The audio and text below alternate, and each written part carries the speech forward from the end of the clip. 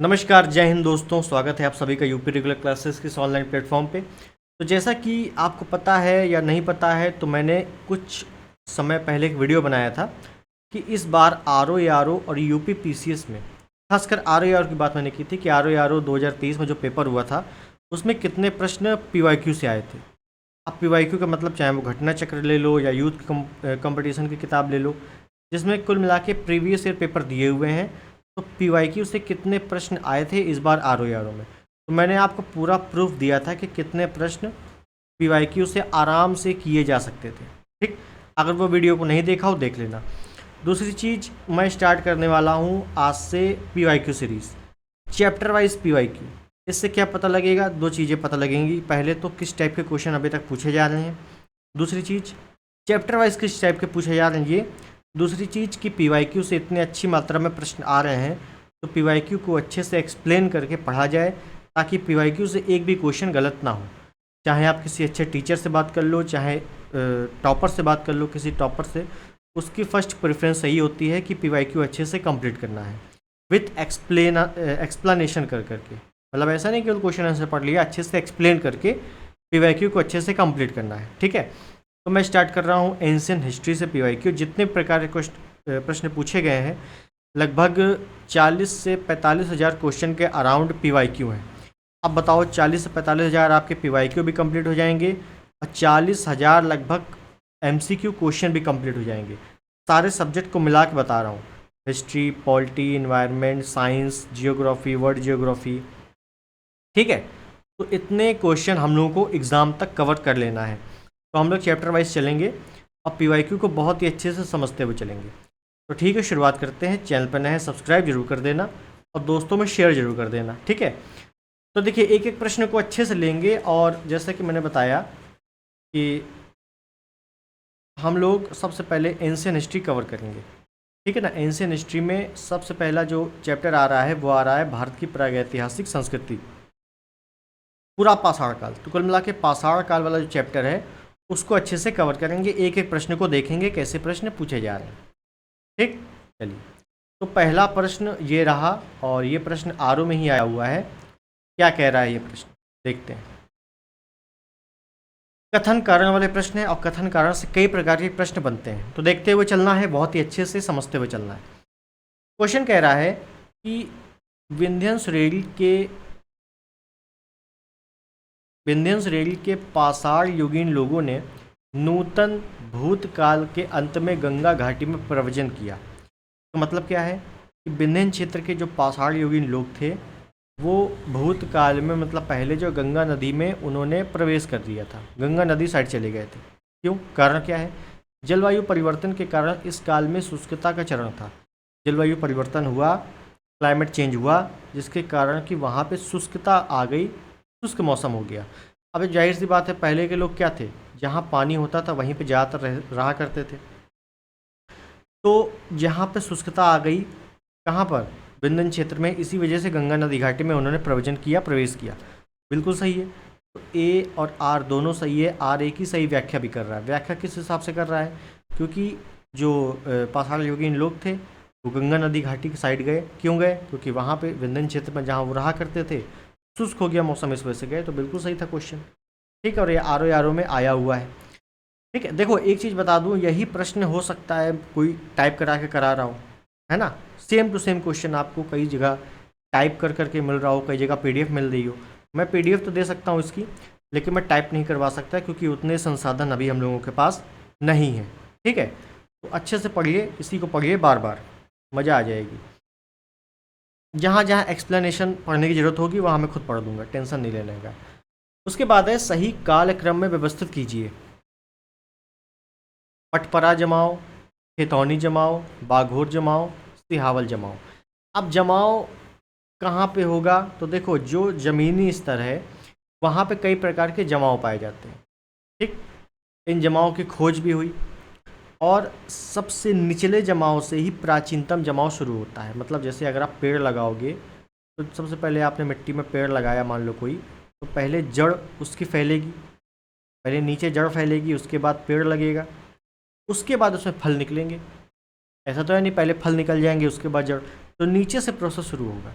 कालक्रम, कालक्रम का मतलब time period, सबसे पुराना कौन सा है, कौन सा जमाव है, तो सिहावल जमाव, सबसे पुराना सिहावल जमाव है। उसके बाद पटपरा जमाव है। एक्सप्लेनेशन देखते हैं इसका।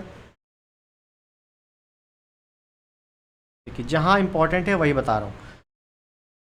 सिहावल जमाव, पटपरा जमाव, बाघोर जमाव, खेतौनी जमाव।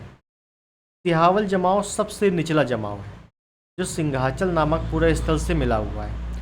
पटपरा जमाव मध्य प्रदेश में सीधी जिले में मिल रहा है। लाल रंग का 10 मीटर मोटा जमाव है, कौन सा, पटपरा जमाव। बाघोर जमाव मध्य सोन नदी घाटी के आसपास ही है, कुल मिला के ये भी मध्य प्रदेश में है। और ये 2 जमाव प्राप्त हुए हैं, यहाँ से विभिन्न पशुओं के जीवाश्म भी प्राप्त हुए हैं। ठीक है, तो ज़्यादा नहीं पढ़ना है, अपने को केवल जमाव देखना है क्रम से कौन कौन सा है। तो कौन कौन सा हुआ, सिहावल, पटपरा। सिहावल हमें पता है पहले नंबर पे आना चाहिए, तो 4 पहले नंबर पे आना चाहिए, तो 4 इसमें है, 4 इसमें है।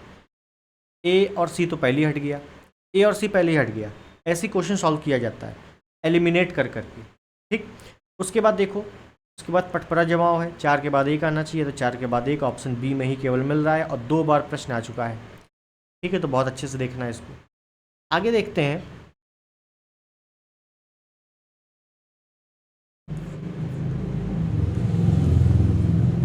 आगे कौन सा क्वेश्चन है, आपको दिख रहा होगा क्वेश्चन। इसमें पूछा गया है कि निम्न पूर्व पाषाण काल के मानव के बारे में निम्नलिखित में से कौन सा तथ्य सही है। सही बताना है कौन सा सही है। पूर्व पाषाण काल के लोग या मानव, वो तो यह पॉलिशदार कुल्हाड़ियों का प्रयोग करते थे, बिल्कुल नहीं, उस समय कुल्हाड़ी थी नहीं। वह कोर उपकरणों का प्रयोग करते थे। कोर उपकरण क्या होता है, कोर उपकरण का मतलब होता है पाषाण उपकरण। पाषाण, पाषाण मतलब पत्थर, पत्थर के उपकरण, बिल्कुल सही, पत्थर बनाते थे। वह पशुपालक थे, बिल्कुल नहीं, पशुपालन जो है आपका मध्य पाषाण काल में शुरुआत होती है। वह लघु पाषाण उपकरणों का प्रयोग करते थे। तो कोर उपकरण यहाँ पे सबसे ज़्यादा प्रोबेबिलिटी बन रही है, ऑप्शन बी। ठीक है, देखिए कैसे, एक्सप्लेनेशन थोड़ा सा देखते हुए चलेंगे। तो पाषाण युगीन सभ्यता का विकास हिमयुग प्लीस्टोसिन काल में हुआ। भारत में पाषाण युगीन मानव के मुख्य उद्योग लघु पाषाण उपकरण या कोर उपकरण, जिसको कोर उपकरण कहा जाता है, शल्क उपकरण, हस्त कुठार तक ही सीमित थे। कुल मिला के वहाँ पर पत्थर के ही सब कुछ औजार बनाए जाते थे, वहीं तक सीमित थे, आगे नहीं बढ़ पाए थे, जाहिर सी बात है। उपकरण बनाने में मुख्यतः क्वार्टज का उपयोग किया जाता था या सिफ्टिक का उपयोग किया जाता था। ये पाषाण उपकरण सर्वप्रथम सोहन घाटी में पाए गए। इन्हें सोहन संस्कृति के नाम से भी पुकारा जाता है। सोहन घाटी भाई पहली जगह, पहली स्थान जो खोज हुई उसी के नाम से चीज़ें पड़ गई। जैसे सिंधु घाटी सभ्यता को हड़प्पा सभ्यता भी कहा जाता है, क्यों, क्योंकि हड़प्पा में पहली बार खोज हुई, इसी वजह से पहले के नाम पर उसका नाम पड़ गया। ठीक है, तो इस काल में मानव कोर उपकरण का प्रयोग करता था। वह ना तो किसी धातु का प्रयोग करता था, ना ही पशुपालक था, बल्कि जीवन यापन करने के लिए शिकार पर निर्भर था। ठीक, चलिए आगे देखें। अगला प्रश्न, पूर्व पाषाण कालीन मानव का मुख्य धंधा था। पूर्व पाषाण काल, तो पाषाण काल में कौन सा धंधा करेगा आदमी, कोई बिजनेस तो करेगा नहीं। कृषि आपका नव पाषाण काल में शुरू होती है, पशुपालक आपका मध्य पाषाण काल में शुरू होता है। तो पूर्व पाषाण काल में आपका शिकार खेलना, लोग क्या करते थे, शिकार खेल कर ही अपना जीवन व्यतीत करते थे। ठीक, क्लियर हो गई चीज़ें, आगे देखते हैं। निम्न में किस क्षेत्र में पुरा पाषाण काल, मध्य पाषाण काल, नव पाषाण काल के अवशेष एक क्रम में पाए जाते हैं, एक क्रम में पाए जाते हैं तीनों पाषाण काल। तो भैया बेलन नदी घाटी, बेलन नदी घाटी है कहाँ पर, तो ये आपका प्रयागराज क्षेत्र में है। ये आपको यूपी जी के भी आपने पढ़ा होगा अच्छे से इसके बारे में, कहाँ पे है, याद रखना है, प्रयागराज में। ठीक है, बेलन नदी घाटी, नव पाषाण काल, पुरा पाषाण काल, मध्य पाषाण काल, तीनों के साक्ष्य यहाँ पर पाए जाते हैं। ठीक, आगे देखते हैं। अच्छा एक चीज़ और बता दो, ये तो यूपी स्पेशल का हो गया। कई बार आपसे पूछेगा कि तीनों के साक्ष्य एक जगह कहाँ कहाँ पाए गए, तो बेलन नदी घाटी में भी पाए गए, नर्मदा नदी घाटी में भी पाए गए, और विंध्य क्षेत्र में भी पाए गए। देखो ये आप लाइन पढ़िए कि बेलन नदी घाटी, विंध्य क्षेत्र, नर्मदा नदी, तो इन तीनों से आपके पूरा पाषाण काल, मध्य पाषाण काल, नव पाषाण काल के अवशेष पाए गए हैं। ठीक है, ध्यान देना है, जो ऑप्शन में होगा उसको कर देना है टिक। आगे अगला है, भारत में प्रागैतिहासिक मानव का प्राचीनतम जीवाश्म निम्नलिखित में से किस स्थान से मिला है? प्राचीनतम जीवाश्म मानव का। अब आपसे यहाँ से कई कई प्रकार के क्वेश्चन बनते हैं। जैसे जब आप घटना चक्र पर पढ़ोगे तो उसमें लिखा हुआ है कि मानव सभ्यता के प्राचीनतम साक्ष्य या मानव का प्राचीनतम साक्ष्य कहाँ से मिलता है पहली बार? तो ये मिलता है भैया मध्य प्रदेश। हाँ देखिए कहाँ से मिलता है, ये मिलता है एमपी से। एमपी में भी कहाँ पर? नर्मदा नदी घाटी, नर्मदा नदी घाटी से। अब यहाँ पे क्या पूछा गया है, कहाँ से मिलता है? तो दो चीज़ें तो हमें पता है, मध्य प्रदेश में, मध्य प्रदेश में नहीं आएगा तो नर्मदा नदी घाटी में। मानव के प्राचीन साक्ष्य किस घाटी में मिलते हैं? नर्मदा नदी घाटी। भीमबेटका, हथनौरा, सराय नहर, दमदमा। तो देखो एक चीज़ बता दूँ, ये भीमबेटका आपका मध्य प्रदेश में है, भीमबेटका की गुफाएँ। सराय नहर आपका प्रतापगढ़ में है, प्रतापगढ़, और दमदमा भी आपका प्रतापगढ़ में है। जो हथनौरा है ये आपका मध्य प्रदेश में है, नर्मदा नदी घाटी क्षेत्र में है। यहाँ पर मानव के पहली बार साक्ष्य मिलते हैं। और अगर इसके खोज की बात करें, सर्वेक्षण की बात करें, तो सोनकिया, अरुण सोनकिया ने इसका सर्वेक्षण किया था। ये प्रश्न भी कई बार आ चुका है। ठीक है, आगे देखते हैं।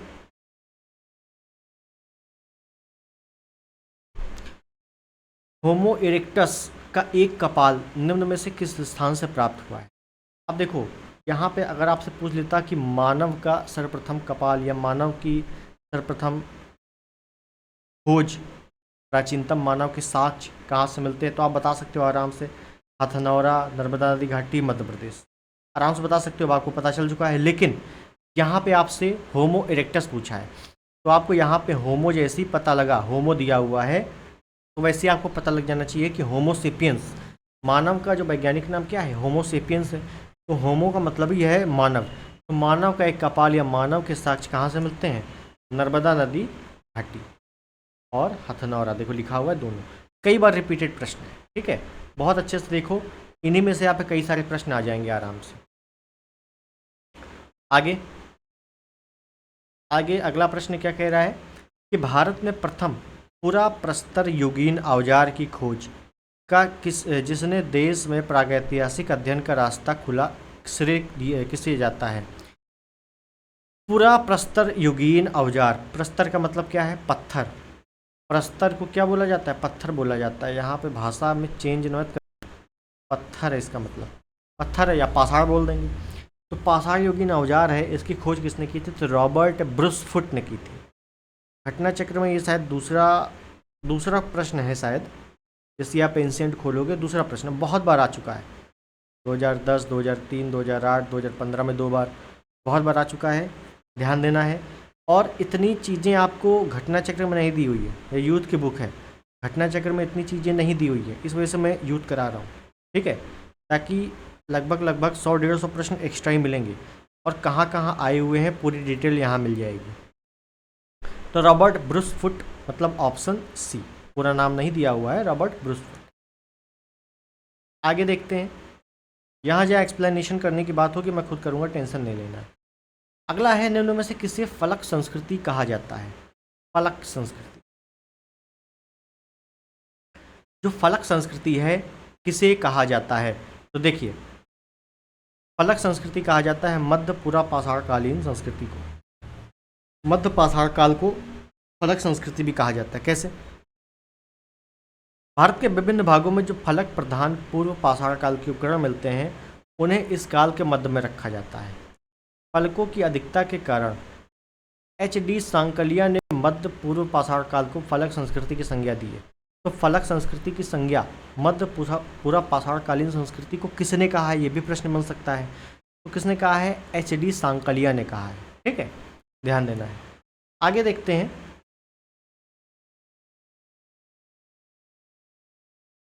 प्राचीनतम कलाकृतियों का प्रमाण संबंधित है, किससे संबंधित है? तो उच्च पूर्व पाषाण काल से संबंधित है। डायरेक्टली रटने वाली चीज़ें हैं, इनमें कोई एक्सप्लेनेशन नहीं है कि आप आराम से ट्रिक लगा के याद करोगे। तो कुछ चीज़ें ऐसी है जो रटने वाली हैं, इनको आप रटिए। अगला है उच्च पुरा पाषाण युगीन हड्डी की बनी मात्र देवी की प्रतिमा कहाँ से प्राप्त हुई है। वेरी वेरी इंपॉर्टेंट है, वेरी वेरी इंपॉर्टेंट है। मात्र देवी की प्रतिमा, वो भी हड्डी से बनी मात्र देवी की प्रतिमा कहाँ से प्राप्त हुई है, तो ये मिली है बेलन घाटी, उत्तर प्रदेश, प्रयागराज। बेलन नदी घाटी कहाँ पे है, प्रयागराज में है। ठीक है, और यहाँ से पूरा पाषाण काल, नव पाषाण काल, मध्य पाषाण काल, तीनों के क्रमिक अवशेष भी मिलते हैं। बेलन नदी घाटी, नर्मदा नदी घाटी और बिंधन क्षेत्र, इन तीनों से मिलते हैं। ठीक है, ध्यान देना है। उसके बाद उत्तर प्रदेश के इलाहाबाद प्रयागराज जिले की मेजा तहसील में बेलन घाटी के क्षेत्र में स्थित लोहंदा नाम के तृतीय ग्रेवाल के अपरिचित जमाव से हड्डी की बनी हुई मात्र देवी की एक मूर्ति मिली है। तो मात्र देवी की मूर्ति कहाँ मिली है, तो प्रयागराज के बेलन नदी घाटी में मिले है। बिल्कुल रट लेना है कायदे से। ठीक है, क्योंकि कई बार ये प्रश्न बन सकता है अलग अलग प्रकार से। हो सकता है इसमें प्रश्न आ गया है, अब जो एग्ज़ाम आप दोगे हो सकता है इसमें स्टेटमेंट वाइज आ जाए कि कौन सा सही है कौन सा गलत है। ठीक, आगे देखें, प्रारंभिक पूर्व मानव को किस नाम से जाना जाता था। तो प्रारंभिक पूर्व मानव को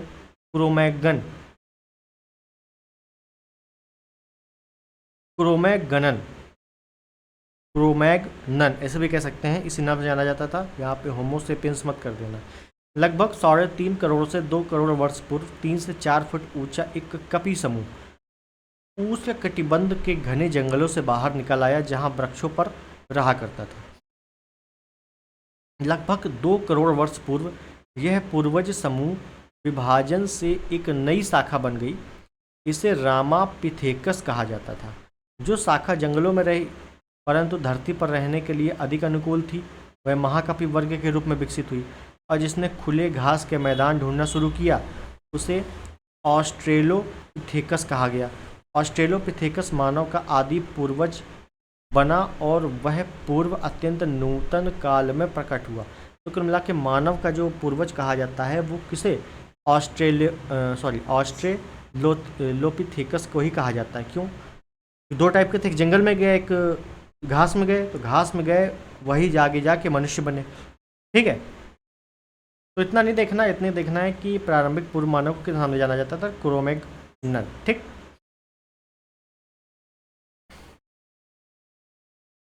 12 नंबर हो गया।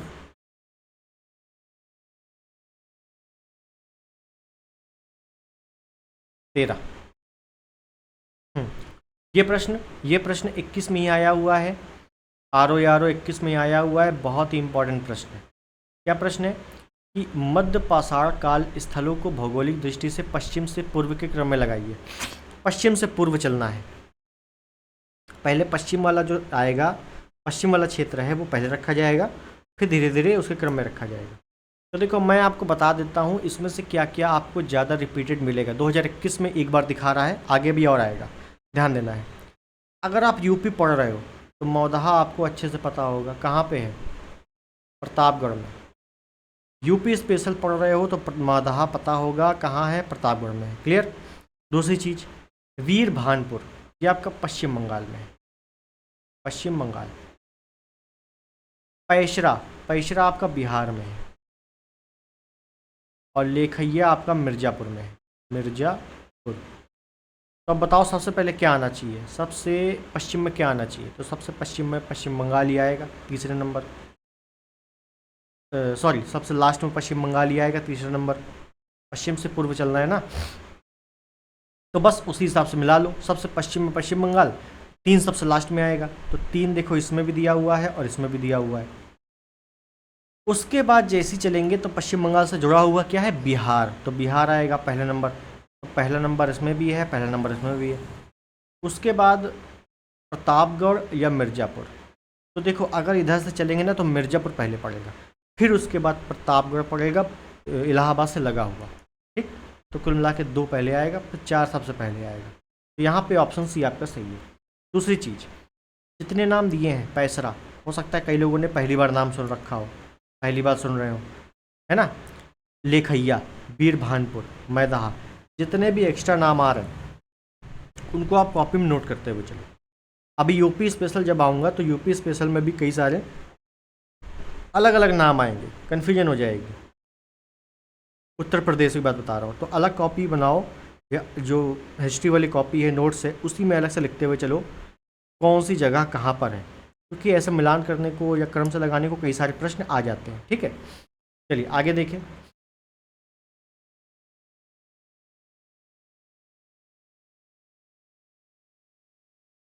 निम्नलिखित में से किस भारतीय पुरातत्ववेत्ता ने पहली बार भीमबेटका की गुफा को देखा और उसके शैल चित्रों के प्रागैतिहासिक महत्व को खोजा? तो कुल मिला के भीमबेटका की गुफा कहाँ पे है? तो ये भैया याद रखना, रायसेन, अब्दुल्लागंज, मध्य प्रदेश। किसके लिए प्रसिद्ध है? शैल चित्रों के लिए प्रसिद्ध है और प्रागैतिहासिक काल की हैं।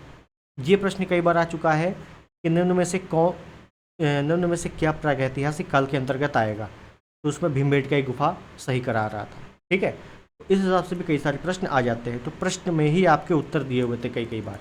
देखो कई बार आ भी चुका है।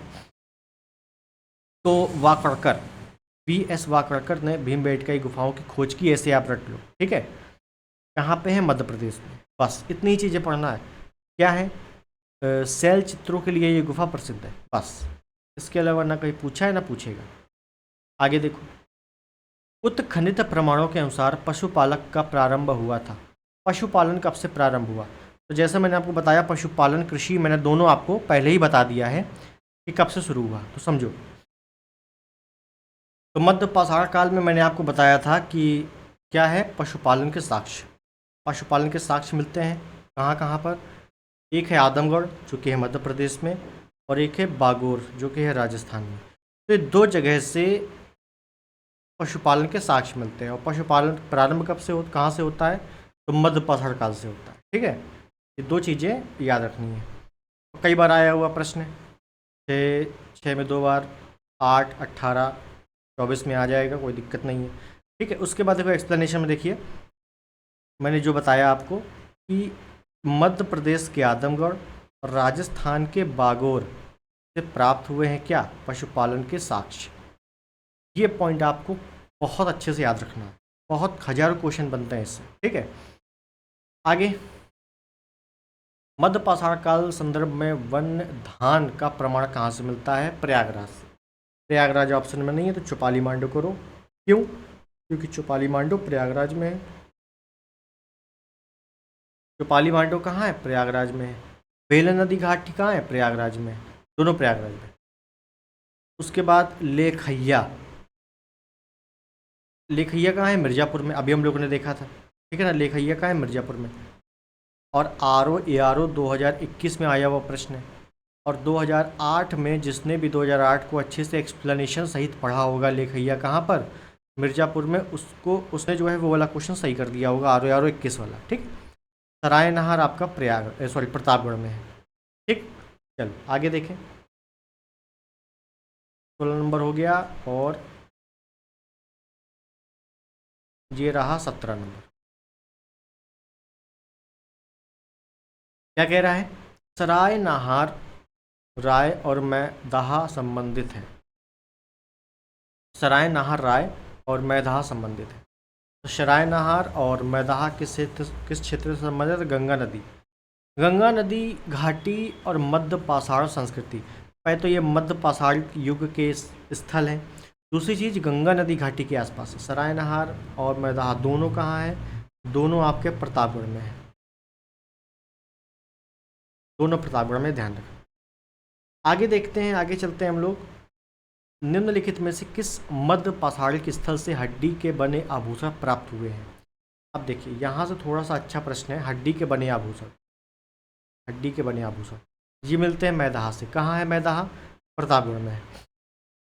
दूसरी चीज़ आपसे पूछा जाएगा कि एक ही कब्र से 3 मानव कंकाल मिले हैं, वो कहाँ से मिले हैं?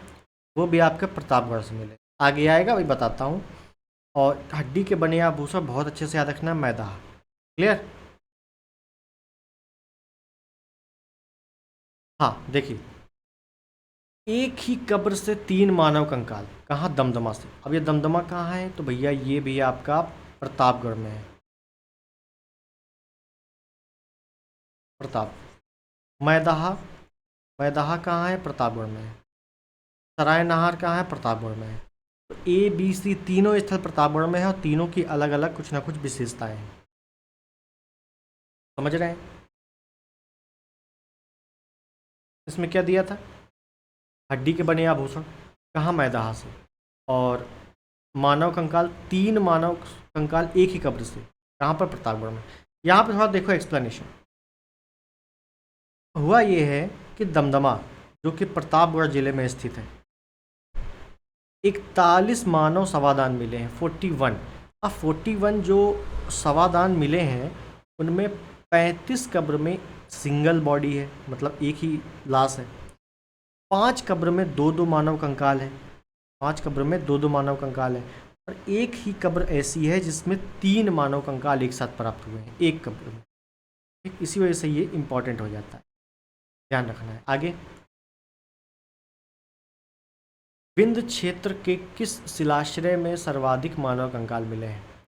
विंध्य क्षेत्र के किस शिलाश्रय से सर्वाधिक मानव कंकाल मिले हैं? तो मानव कंकाल मिले हैं विंध्य क्षेत्र। तो विंध्य क्षेत्र का कौन सा स्थान है? एक ही स्थान अभी हम लोगों ने 2 बार देखा, कहाँ पर, लेखैया। लेखैया कहाँ है? मिर्ज़ापुर में, और मिर्ज़ापुर जो है विंध्य क्षेत्र के अंतर्गत आता है। तो यहाँ से आप ये सही कर सकते हो। ठीक, लेखैया हम लोगों ने 2 बार पढ़ लिया है ऑलरेडी। अब यहाँ लेखैया से दिक्कत नहीं होनी चाहिए, कई बार रिपीट हो चुका है। ठीक, आगे देखा जाए,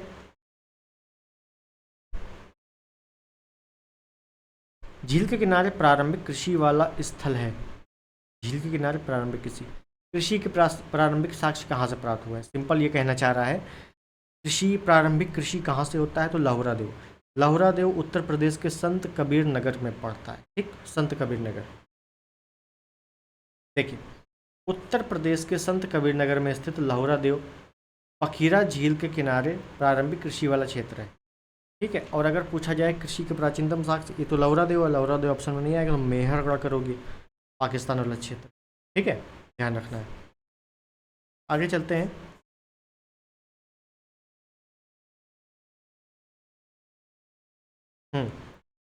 खाद्यान्नों की कृषि सर्वप्रथम प्रारंभ हुई है। कृषि कब से प्रारंभ हुई मैं बता चुका हूँ। जो पशुपालन है वो मध्य पाषाण काल, जो कृषि है ये नव पाषाण काल से शुरू होती है। और कृषि के जो साक्ष्य मिलते हैं वो लहुरा देव से मिलते हैं। लहुरा देव ऑप्शन में नहीं होगा तो मेहरगढ़ करोगे। ठीक है, चलो आगे।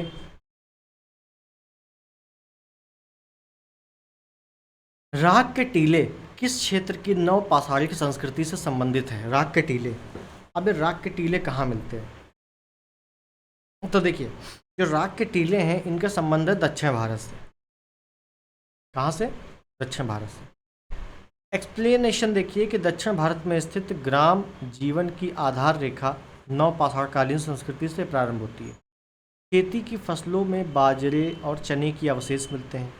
मवेशियों, भेड़ बकरियों के विस्तृत अवशेष, अन्य पशुओं की अस्थियां मिली हैं जिनसे अर्थव्यवस्था में पालतू पशुओं के महत्व का संकेत मिलता है। भाई, इतने अगर अस्थियां मिली हैं इससे पता चलता है कि एक जो अर्थव्यवस्था चलती थी उसमें पशुओं का खास रोल रहा है। इस संस्कृति के लोग अपने मवेशियों को संभवतः प्रत्येक वर्ष के किसी कालावधि में अपने घरों के बाहर बांध देते थे। जिस इलाके में मवेशी रखे जाते थे उनमें लकड़ी के डंडे की बाड़ लगा दी जाती थी। आज भी बाड़ लगा दी जाती है, आपने देखा होगा। बाड़ के भीतर जो गोबर एकत्रित होता था उसे प्रतिवर्ष बाड़ के डंडों के साथ ही जला दिया जाता था। यह जलाने का कार्य संभवतः पोंगल समारोह के आसपास किया जाता था। तो पोंगल एक त्यौहार होता है ना तमिलनाडु क्षेत्र में, उसी से संबंधित है, जो मकर संक्रांति को पड़ता है। जैसे वहाँ तमिलनाडु में क्या पड़ता है? पोंगल, मकर संक्रांति।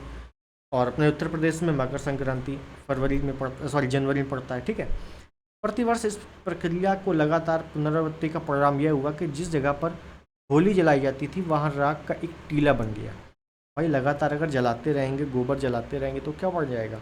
राख इकट्ठा होती जाएगी तो उससे एक टीला बन जाएगा। सालों साल ऐसा होता रहेगा तो टीला बन जाएगा। दक्षिण भारतीय पुरातत्व में इन टीलों को भस्म टीला, एस माउंट्स कहा जाता था। ऐसा ही राख का ढेर कर्नाटक के पिकलीहल एवं संगनकल्लू से प्राप्त हुआ है। अब देखो, यहाँ पे आपको क्या समझना चाहिए? आपको ये समझना चाहिए कि पिकलीहल और संगनकल्लू कहाँ के क्षेत्र हैं? तो कर्नाटक के क्षेत्र। हो सकता है आने वाले समय में यहाँ से पूछ ले, संगनकल्लू कहाँ का क्षेत्र? कर्नाटक का क्षेत्र है। ठीक है, तो ऐसे आपको पढ़ना रहेगा। आगे देखते हैं। अगला प्रश्न, नवपाषाण कालीन गर्त निवासों के अवशेष कहाँ से मिलते हैं? गर्त निवास जहाँ पे गड्ढे होते थे तो उनके बारे में बात कर रहा है, गर्तावास, ठीक है, या गर्त निवास। तो ये मिलता है भैया, एक तो बुर्ज होम। बुर्ज होम कहाँ पे है?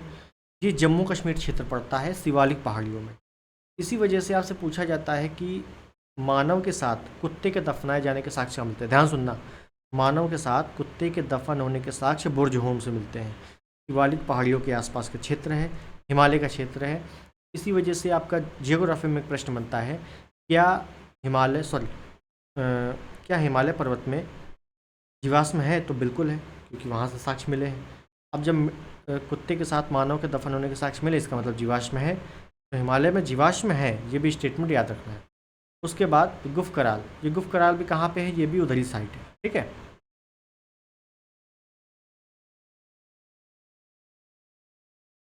आगे देखते हैं, मानव सवादानों में कुत्ते दफनाए गए थे। अब देखो आ गया, मानव सवादान।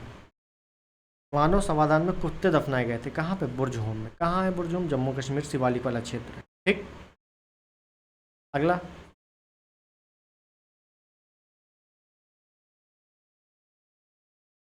निम्नलिखित में से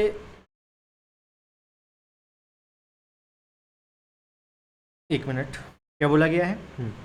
निम्नलिखित में से किस स्थान पर नवपाषाण स्तर पर गेहूं एवं जौ की खेती के सर्वप्रथम प्रमाण मिलते हैं?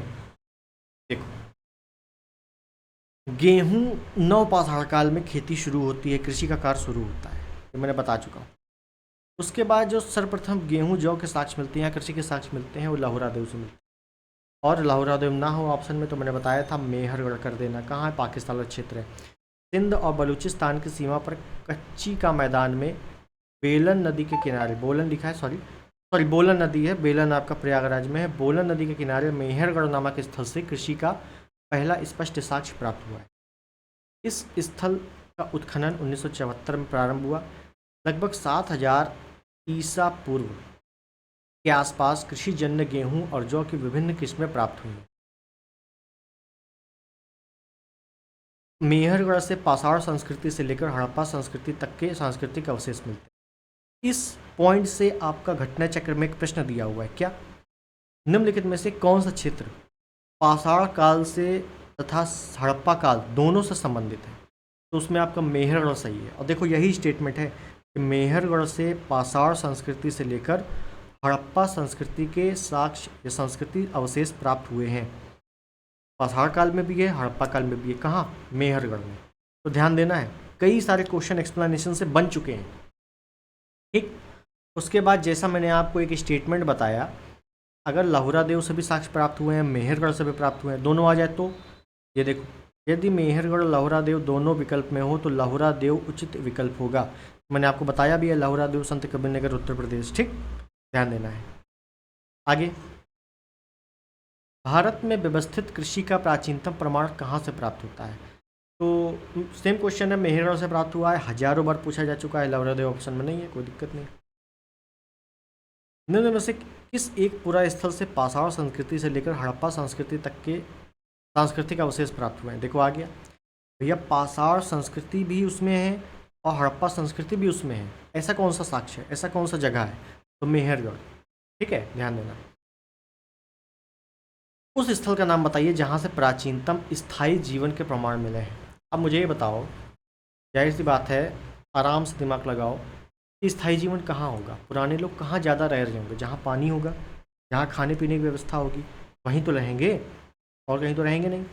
खाने पीने की व्यवस्था कहाँ होगी? जहाँ कृषि के साक्ष्य मिलेंगे। बस मेहरगढ़ कर देना है, क्लियर।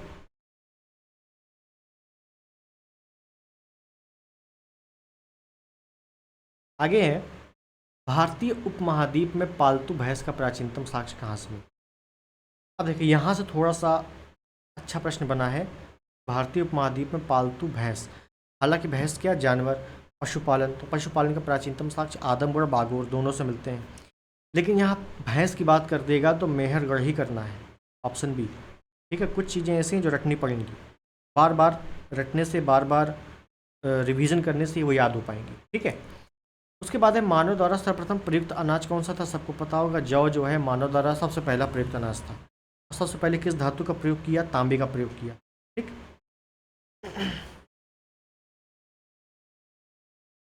ताम्राश काल या ताम्र पाषाण काल में महाराष्ट्र के लोग मृतकों के शरीर को फर्श के नीचे किस तरह रखकर दफनाते थे? उत्तर से दक्षिण की ओर। हालांकि ये रेयर क्वेश्चन होते हैं, ये जल्दी पूछे नहीं जाते, लेकिन फिर भी दिया हुआ है, PYQ में है तो राइट कर लेना है, उत्तर से दक्षिण की। ठीक।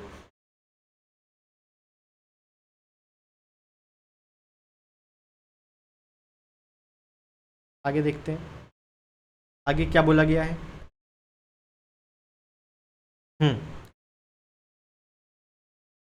बोला गया है कि नवदा टोली किस राज्य में स्थित है? तो नवदा टोली याद रखना है, मध्य प्रदेश में है। नवदा टोली की इस जो खोज की है वो सांकलिया ने की है, कई बार पूछ चुका है, हजारों बार। खोज किसने की? सांकलिया। नवदा टोली मध्य प्रदेश में स्थित ताम्रपाषाणिक मालवा संस्कृति का स्थल है, ताम्रपाषाणिक स्थल है। इसका उत्खनन या खोज HD सांकलिया ने 1959 में करवाया था।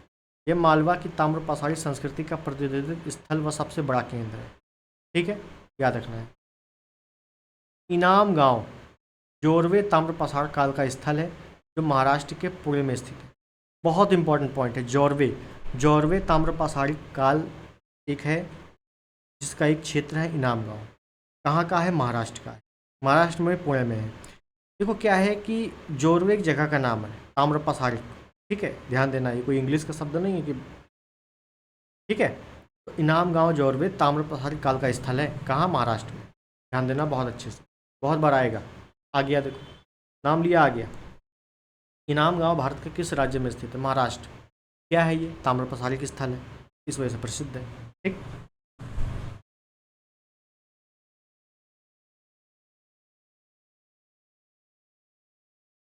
भारत के किस स्थल की खुदाई से लौह धातु के प्रचलन के प्राचीनतम प्रमाण मिले हैं? तो अतरंजी खेड़ा एटा उत्तर प्रदेश। अब उत्तर प्रदेश का है तो बहुत अच्छे से याद कर लेना, यूपी स्पेशल आ गया। ये अतरंजी खेड़ा कहाँ का है? एटा उत्तर प्रदेश, एटा कासगंज वाला क्षेत्र है। लोहे के उपकरण प्राप्त हुए यहाँ से, इंपॉर्टेंट यही है कि लोहे के उपकरण प्राप्त हुए हैं। ठीक है, विद्वानों ने इसका समय ईसा पूर्व प्रथम शताब्दी निर्धारित किया है। इससे सिद्ध होता है कि उत्तर भारत में 1000 ईसा पूर्व से लोहे के उपकरणों का प्रयोग होने लगा था। इसे अभी तक का प्राचीनतम साक्ष्य माना गया है। बस, अजंती खेड़ा कहाँ? उत्तर प्रदेश, एटा में, इसलिए प्रसिद्ध लोहे के उपकरण प्राप्त हुए हैं, प्राचीनतम। बस 33। दक्षिण भारत की बृहद पाषाण समाधियाँ संबंधित हैं लौह काल से। दक्षिण भारत में जो पाषाणकालीन है वो लौहकालीन सभ्यता से संबंधित है। बस इतना ही याद करो। गैरिक मृतभांड पात्र OCP का नामकरण हुआ था हस्तिनापुर में। देखिए, गैरिक मृतभांड संस्कृति की खोज पहली बार 1949 ईसा पूर्व में पश्चिमी उत्तर प्रदेश के बदायूं, बिसौली, राजपुर, परसू, बिजनौर नामक स्थलों पर BV लाल द्वारा की गई हस्तिनापुर के उत्खनन में इसका नामकरण हुआ था। उत्खनन के आधार पर OCP का काल 2650 से 1180 ईसा पूर्व निर्धारित किया गया है। नाम याद रखना, बिसौली का बदायूं और राजपुर, परसू कहाँ पर? बिजनौर में। ठीक है, ये कुछ क्षेत्र हैं जो कि याद करने ही पड़ेंगे। चलिए आगे देखते हैं। मिलान करने को आया है, बहुत ही बढ़िया। देखते हैं प्रश्न क्या कह रहा है। मिलान करना है सूची 1 सूची 2 को। पूरा पाषाण काल, मध्य पाषाण काल, नव पाषाण काल, ताम्र पाषाण काल। देखिए इसको सॉल्व करके कैसे करेंगे। मैंने आपको बताया था एक स्टेटमेंट, इंपॉर्टेंट प्रश्न है कि मानव के प्राचीनतम साक्ष्य कहाँ से प्राप्त होते हैं। मानव का प्राचीनतम साक्ष्य किसका मतलब है कि पाषाण काल में मानव के प्राचीनतम साक्ष्य मिले, ये हम लोग पढ़ चुके हैं। पाषाण काल में मानव के प्राचीनतम साक्ष्य मिले कहाँ से? नर्मदा नदी घाटी, मध्य प्रदेश, हथनौरा ही था, हथनौरा, ये हम लोग पढ़ चुके हैं। अब जाहिर सी बात है जो नदी तट है, नदी घाटी है, नदी तट है, ये पूरा पाषाण काल या पाषाण काल से संबंधित होगा। तो बस ए का हमने कर दिया। तो एक या दो जैसी करेंगे तो एक या दो ऑप्शन बी में केवल दिया हुआ है, ऑप्शन बी टिक करेंगे, आगे बढ़ेंगे। इस टाइप के कई सारे प्रश्न आपको मिलते हैं कि जिसमें आपको एक ही पता होता है, 4 दिए होते हैं, एक ही पता होता है, उसी से आप आराम से ऑप्शन से आंसर निकाल सकते हो। अब यहाँ से आप निकाल सकते हो कि मध्य पाषाण काल शैलाश्रय अधिवास से संबंधित है, और जो नव पाषाण काल है ये गर्त अधिवास से संबंधित है, और जब तांबा मिला तो उसमें कच्चे पक्के मकान बनने लगे। बस क्लियर, आगे चलो।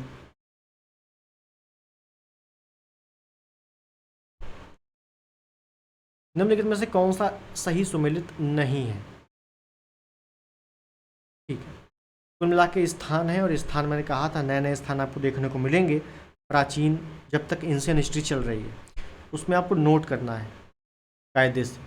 जैसे यहाँ की बात करें तो कायथा कर्नाटक में नहीं है, कहाँ पे है? ये मध्य प्रदेश के उज्जैन में पड़ता है, और ये आगे कई जगह मिलेगा भी हम लोगों को। ठीक, कायथा कहाँ पे है? यहाँ लिख देता हूँ, ये मध्य प्रदेश में। ठीक है, बाकी सभी मिलान सही है। और चिरांद, चिरांद कहाँ पे है? बिहार में। हो सकता है इस बार यही पूछ ले, चिरांद कहाँ पे है? बिहार में है। तैमाबाद महाराष्ट्र में, बहुत बार आ चुका है। हड़प्पा सभ्यता का सबसे दक्षिणतम स्थल कौन सा है? दैमाबाद महाराष्ट्र में है, पूर्वा नदी के तट पे है। जैसे लिखा हुआ है कायथा नामक पूरा स्थल मध्य प्रदेश के उज्जैन जिले में स्थित है। ठीक, ध्यान देना। आगे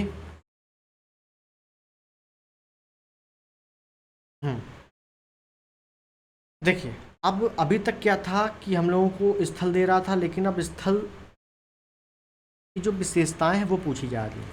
जैसे वीर भानपुर हम लोग पढ़ चुके हैं, पश्चिम बंगाल में पीछे हम लोगों को मिला था। ठीक है, उज्जैन कायथा मध्य प्रदेश में हम लोग पढ़ चुके हैं, लेकिन अब वो स्थल पूछ रहा है इंपॉर्टेंट। अब इसको कैसे करेंगे? तो वीर भानपुर याद रखो, अच्छे से रट लो, लघु पाषाण काल से संबंधित है, लघु पाषाण उपकरण से संबंधित है। उज्जैन, उज्जैन जो है गैरिक मृतभांड से संबंधित है। कायथा जो कि मध्य प्रदेश में है और ये ताम्र पाषाण से संबंधित है। और आहार जो है ये बनास संस्कृति से संबंधित। ठीक, आगे देखते हैं। आगे है कोपनहेगन संग्रहालय की सामग्री से पाषाण काल और लौह युगीन का त्रियुग्मित विभाजन किया था। किसने किया था? ये किया था थॉमसन ने। अब ये आपसे कई प्रकार से चेंज करके पूछा जा सकता है। जैसे हो सकता है इस बार आ जाए कि थॉमसन ने कांस्य लौह पाषाण का त्रियुग्मित विभाजन किस संग्रहालय में किया है? किस संग्रहालय की सामग्री के आधार पर किया है? तो कोपनहेगन। कहाँ पे है कोपनहेगन? डेनमार्क में है। ठीक, ये लिखा हुआ है डेनमार्क में। तो क्वेश्चन से ही कई टाइप से क्वेश्चन बन जाते हैं। क्वेश्चन आंसर प्लस उसका एक्सप्लेनेशन, 4 ऑप्शन पता होने चाहिए। पिछले 30 साल का पेपर आराम से पेपर निकल जाता है। ठीक,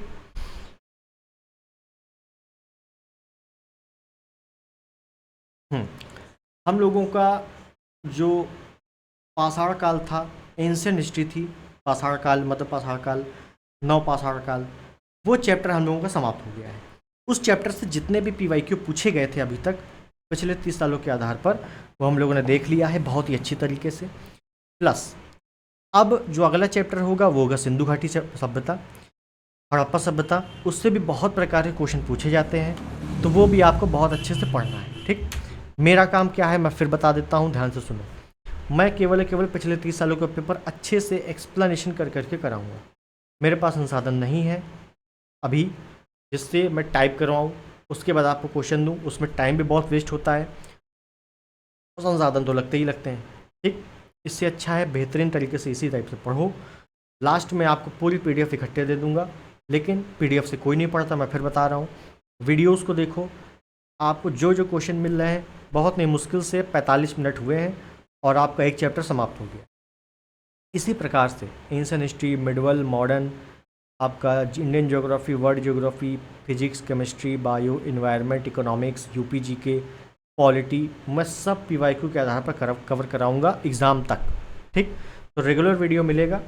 वीडियो को ज़रूर लाइक करें, पूरा वीडियो देखें और अपने दोस्तों में भी भेज दें, शेयर कर दें। और कोई भी अगर सजेशन होता है तो आप या तो कमेंट बॉक्स में बता सकते हो, या जैसे ही इस वीडियो के डिस्क्रिप्शन में जाओगे तो वहाँ email ID है, तो वहाँ पे भी अपना कुछ अगर आपको सजेशन है तो वो बता सकते हो। ठीक, मिलते हैं अगले वीडियो में, तब तक के लिए नमस्कार। जय हिंद, वंदे मातरम।